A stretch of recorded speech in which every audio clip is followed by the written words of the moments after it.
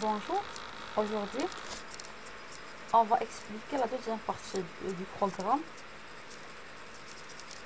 Sciences économiques et gestion, deuxième année bac. Alors, comme vous savez, pour cette année, il y a plusieurs parties, c'était annulé le programme, puisque le problème ou la crise avec le coronavirus. يعني كان عندنا دي بارتي اللي ما غاديش يكونوا ان شاء في l'examen national. Alors هنايا في هاد لا فيديو هادي غنركز غير على لا بارتي لي بارتي بلوتو ولا لي تيتر اللي غيكونوا عندنا في l'examen national ان شاء الله. Alors premièrement يعني كيف ما كنعرفوا ان لا جي ار اش لا جيستيون دي ressources humaines يعني هي une fonction principale au sein de l'entreprise. Pourquoi? Parce que l'homme représente يعني واحد la clé de succès ou la représente le facteur clé de succès de chaque entreprise. Alors il faut le gérer, le motiver, etc. Alors, la première question les compte l'examen national, alors relever du texte les domaines de la GRH. Qu'est-ce qu'on relever les domaines de la GRH ou comme la phrase de illustrer le domaine. Par exemple, la gestion administrative, la phrase qui fait la gestion administrative du personnel ou la motivation du personnel. Alors, à les deux possibilités qui connaissent la question concernant les domaines de la GRH. Alors, le premier domaine de la GRH, c'est la gestion administrative du personnel. Qu'est-ce qu'on a fait le texte? Le recrutement. Alors, le recrutement, et tout ce qui concerne le recrutement, c'est la gestion administrative du personnel. Alors, on a noté que le recrutement, ce n'est pas un domaine. Le recrutement est un domaine. Le recrutement, c'est la gestion administrative du personnel. Il y a une traduction de deux termes. Alors, deuxièmement, la motivation du personnel. La motivation du personnel. Alors, il y a comme idée principale. Il y a sous forme de tiret ou sous forme de titre. Je vais comme domaine. Troisièmement, il y a la rémunération, tout ce qui concerne les salaires, etc., les primes. Quatrième point, c'est la formation. Alors, la formation, ça veut dire l'évolution des compétences. Et après l'évolution des compétences, tout ce qui est compétences, améliorer les compétences des salariés, etc. Le cinquième point, c'est la gestion de carrière. La gestion de carrière, tout ce qui est évolution, mobilité, promotion, évolution verticale ou horizontale. Pour Naya, je note que la mobilité, ça peut être verticale ou horizontale. Il est horizontal, ça veut dire il y a changer juste le poste, d'accord? Ou changer de la spécialité. Par exemple, un salarié, un chef production, aurait le poste aurait comme chef marketing, d'accord? En restant sur le même niveau. Et changer le poste tout en restant sur le même niveau. Alors que la promotion, c'est le fait de passer d'un niveau hiérarchique à un niveau plus supérieur. La promotion, qu'est-ce qu'on fait? Une agradation. Je passe à la communication. La communication, c'est l'information, c'est la circulation des informations au sein de l'entreprise, ou le pouvoir de s'exprimer au sein de l'entreprise. Et le dernier point, c'est les relations. Ce sont les relations sociales au sein de l'entreprise. Les relations sociales, le dialogue social, la représentation des salariés au sein de l'entreprise. Alors, بالنسبة la communication et les relations sociales, qui tiennent le texte,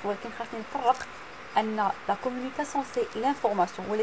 Le dialogue social ou la représentation des salariés au sein de l'entreprise, ce sont les relations sociales. Puis, la question ou la partie les les styles de commandement. Alors je me concentre sur les deux styles. Bien sûr, je suis une grande entreprise, une entreprise nationale ou internationale. Alors bien sûr, même que je compte dire un style autoritaire ou un style paternaliste, parce que c'est déjà démodé. Alors soit elle adopte le style démocratique, soit le style participatif. Premièrement, le style démocratique, délégatif, qui tient à la délégation de certaines tâches. Il est le texte, le directeur ou le dirigeant qui a la décision finale, il fait la délégation de certaines tâches, un style démocratique. Alors la motivation est basée sur les récompenses. La question est caractériser le style de commandement démocratique. Qui est le style qui est le texte démocratique pour caractériser ce style. Bien sûr, il faut connaître les termes pour les utiliser. Alors, le style démocratique se base sur la motivation. La motivation est basée sur les récompenses et rarement les sanctions. les subordonnés هما les salariés اللي كيكونوا تابعين لان شاف sont consultés sur les décisions à prendre يعني كياخذ الراي ديالهم مي à la fin il prend la décision اللي كيشوفها هي صالحه داكوغ le supérieur prend la décision finale. بالنسبه للستيل بارتيسيباتيف كنهضروا على le pouvoir de la décision est partagé d'accord يعني كاين le partage ديال la décision. Le personnel est impliqué dans la décision. Le personnel qui peut partager le pouvoir de la décision avec le directeur général. Alors, le style de commandement, il y a la question qui est un examen, il y a le style de commandement participatif, ou le collégial. Le style, quels sont les avantages dialo ou quels sont les inconvénients dialo. Les avantages de style de commandement, quel est l'impact? Quel est l'impact sur l'entreprise? Parce que le terme impact, les effets ou les retombées. Quels sont les effets, quels sont les impacts, quels sont les retombées. Alors, l'effet de motiver le personnel, accroître la productivité, augmenter la qualité, instaurer un bon climat social, améliorer la performance de l'entreprise. Alors,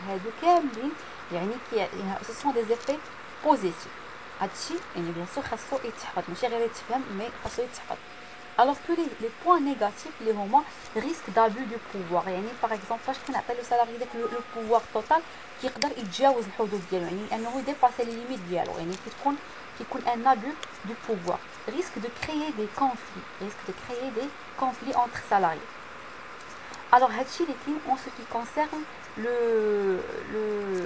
les styles de commandement. Alors maintenant on passe à la communication interne. Alors la communication interne, c'est l'ensemble des informations circulant au sein de l'entreprise. C'est l'ensemble des informations circulant au sein de l'entreprise. La communication a un rôle informationnel et bien sûr un rôle social. Le rôle informationnel, c'est informer les salariés sur la vie courante de l'entreprise afin d'éviter les rumeurs. D'accord? Le rôle informationnel, c'est juste informer les salariés pour éviter les rumeurs. Alors que le rôle social, c'est instaurer un bon climat social et améliorer le dialogue social. Les salariés pour éviter bien sûr les conflits. La question qui est possible, il y a les outils de la communication. Et outils, support, moyen de la communication. Alors, les trois lignes, il y a les possibilités les examens précédents comme moyen de communication. Alors, en ce qui concerne la communication écrite, on parle des magazines, journaux, les journaux de l'entreprise, panneaux d'affichage, etc. La communication orale, on parle des réunions, des séminaires, des échanges interprofessionnels ou des team building. Technologique, on parle des vidéoconférences, l'intranet, les emails, page Facebook, espace RH, boîte à idées ou la newsletter. Alors, انا ما كيهمنيش واش اكريت ولا اورال او لا تكنولوجيك اللي كيهمني هما هاد لي تيرم هادو الا شفتهم لي تكست ولا شفت بحالهم. الوغ هنايا تقريبا لو ماكسيموم اللي لقيت هما هادو. بارفوا كيقول لي رابولي ولا رابولي هاد رابولي لي مويان او لي سيبور دو كومونيكاسيون qui peuvent être utilisés par cette entreprise. Alors, le rôle de la communication toujours dans le maintien d'un bon climat social. Alors, pour maintenir un bon climat social, il faut maintenir un bon climat social. La communication a un rôle de motiver le personnel. Un personnel bien informé, de la communication, il est motivé dans l'entreprise. Développer le sentiment d'appartenance, assurer la cohésion sociale, faire adhérer le personnel à la culture de l'entreprise, instaurer un bon climat social, prévenir les conflits sociaux, d'accord, pour éviter bien sûr les conflits sociaux, des grèves ou l'absentéisme, etc. Parce qu'il y a le dialogue mobile des salariés, on évite toujours les grèves ou les conflits. Le rôle, il n'y a un seul rôle, mais qui trace au moins, je dois traiter trois éléments. L'utilité, le rôle, l'impact, même qui a un mot singulier, mais je dois traiter au moins trois éléments. D'accord?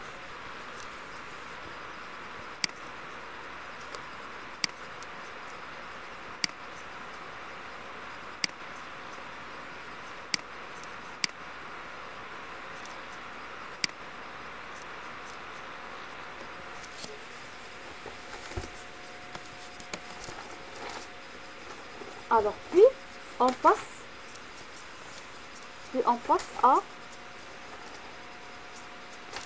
à la partie suivante, il y a concernant le recrutement.